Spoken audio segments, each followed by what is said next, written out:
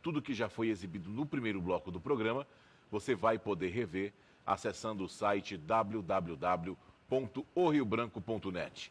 Eu recebo aqui nos estúdios do Bom Dia Rio Branco a Sara Vale, que é psicóloga e especialista em autismo, e a Márdia Pereira, que é do Departamento de Direitos Humanos da Secretaria de Justiça e Segurança Pública.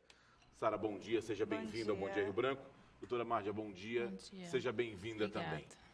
Sara, começa falando pra gente, o que é o autismo, hein?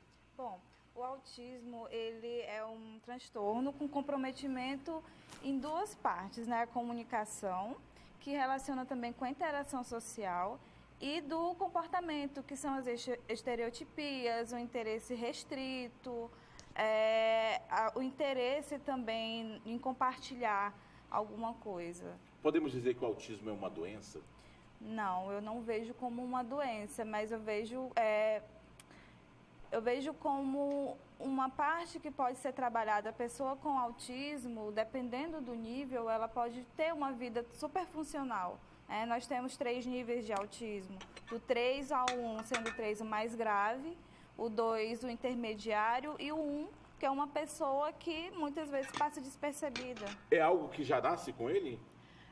A etiologia tem a genética e também tem o autismo adquirido, que é por conta de algum trauma craniano, algum acidente que afeta alguma parte do cérebro. Então a pessoa desenvolve, mas são poucos os casos. Mas a maioria, sim, a pessoa já nasce, Tem uma etiologia genética, Alguém por perto da família tem. Doutora Márdia, bom dia mais uma vez. Bom dia. Onde é que a Secretaria de Segurança, através do Departamento de Direitos Humanos, entra nessa história do autismo? Então, o objetivo do Departamento de Direitos Humanos é fazer a inclusão, E neste ano eu conheci uma pessoa que é autista, que tem 40 anos, que é o escritor Rodrigo Tramonte, que ele lançou o livro Humor Azul, o lado engraçado do autismo. E ele se descobriu autista com 30 anos de idade, já na fase adulta. E aí eu tive muita curiosidade, falei, você vai para o Acre fazer uma palestra, falar como foi se descobrir autista só na fase adulta, os seus traumas. E o que a senhora conversou com ele, o que ele relatava lá? Então, Como é que foi a experiência de ter descoberto que era autista apenas na fase adulta? O Rodrigo é uma pessoa extremamente inteligente, pode se ver pelo livro dele, que eu tenho aqui, vou te mostrar, você pode mostrar. Tem um livro, né? Sim. Deixa eu mostrar aqui, rapidinho, me interrompendo. Humor Azul. Esse é o nome do livro, São tirinhas. O lado engraçado do autismo. Rodrigo Tramonte. Bem elaborado o livro, né? O que ele traz nesse livro? Então, ele traz o dia a dia dos autistas de uma forma engraçada, em quadrinhos, em quadrinhos, como se fosse um gibi, na minha época Isso, chamada de gibi. Isso mesmo, hoje é tirinhas, Então, ele falou que ele só se descobriu autista porque ele namorou uma fonoaudióloga, que é uma das profissionais que trabalha com o transtorno do espectro autista, e ela percebeu e falou, Rodrigo, procura uma psicóloga, uma neuropsicóloga, um neurologista e veja se você não é autista. E aí ele procurou e descobriu-se. E foi aí que tudo se encaixou na vida dele. Por que ele levava... Ele era despedido dos empregos porque ele fazia tudo no tempo dele. Porque ele é um artista, ele é formado na Faculdade de Belas Artes, ele tem todo um currículo, ele estudou. Só que é tudo no ritmo deles. E aí ele era despedido dos trabalhos, porque eles queriam produção, e ele não. Era no ritmo, demorava mais, e nada se encaixava, as perguntas que se passavam pela cabeça dele, como se ele vivesse num mundo à parte da nossa realidade. E aí ele vem aqui, aceitou o convite que a gente fez, a Sejusp encampou, e vai estar aqui em Rio Branco dia 16 de abril, a partir das 19 horas, na FAAL, falando sobre isso, o que poderia ter melhorado na vida dele se ele tivesse descoberto que era autista já quando criança, o que mudou depois de descobrir. E vai ser um evento bem interessante, vai ser gratuito, vai ser dada certificação, as inscrições são feitas na hora. E não só o Rodrigo, vai também estar presente a neuropediatra, a doutora Bruna Beruti, e a psicóloga Mariana Jardim. Doutora Sara, muito interessante o que a doutora Márdia acabou de falar, que o Rodrigo só descobriu que era autista na fase adulta, aí eu lhe pergunto, é possível que nós tenhamos outras pessoas iguais ao Rodrigo? E como é que faz para saber se de repente você é autista, já está na fase adulta, mas não sabe? Sim, como eu falei mais cedo, algumas pessoas passam despercebidas mesmo, porque se for levar só em conta o critério do Manual de Diagnóstico de Transtorno Mental, que é o que nós psicólogos e psiquiatras usamos, muitos não encontram esses sinais. Então, você encontra em outros meios, como a função executiva, que todo mundo tem, que é a capacidade de organização, que é planejamento, que é a resposta inibitória, né? Eu não posso falar qualquer coisa a qualquer momento. A conscientização, vou parar de falar esse assunto porque não está interessante para o outro. A iniciativa, a flexibilidade cognitiva. Então, isso tudo você encontra no adulto. Essas funções todas estão comprometidas. Um adulto desorganizado que não consegue fazer um planejamento, ele vai ter dificuldade social, né? Seja laboral, seja familiar, seja nos relacionamentos amorosos. Eles são disfarçados de pessoas funcionais. Você pode estar falando com um autista, na sua frente você não saber, mas que ele tem inúmeros prejuízos por conta do diagnóstico tardio ou do não diagnóstico ainda. Entendi. Doutora, o autista sofre muito preconceito na sociedade? Sofre bastante. Às vezes o preconceito está até dentro dele mesmo também, né? É bom deixar bem claro que muitas pessoas que desconfiam que são autistas deixam de procurar porque acham que o autista é um doente mental, é um louco. E não é. Ele é uma pessoa normal, até mais normal do que eu, do que você, do que a Sara, né?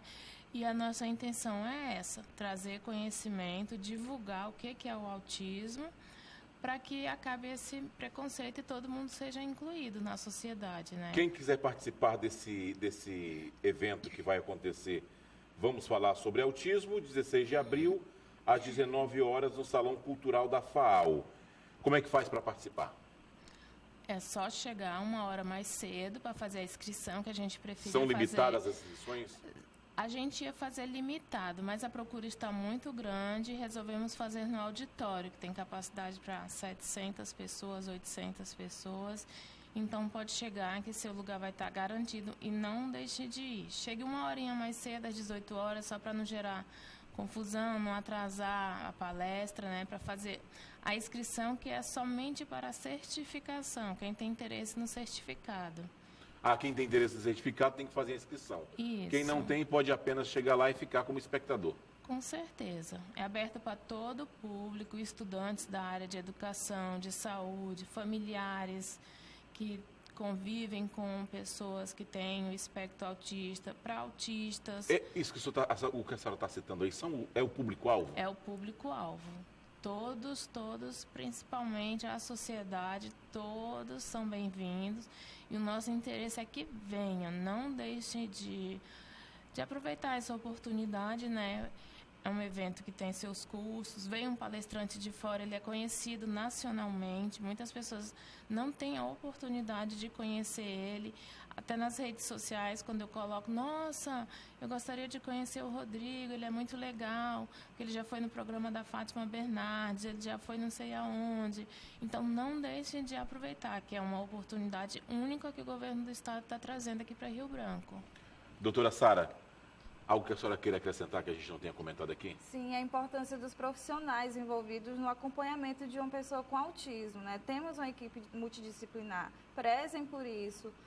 Temos que ver o que é que, dentro do autismo, o que é que foi afetado, que são as comorbidades. Alguns precisam de um fonoaudiólogo por conta da fala, ou por conta da marcha, que a gente chama de marcha equina, anda na ponta dos pés, que precisa de um fisioterapeuta.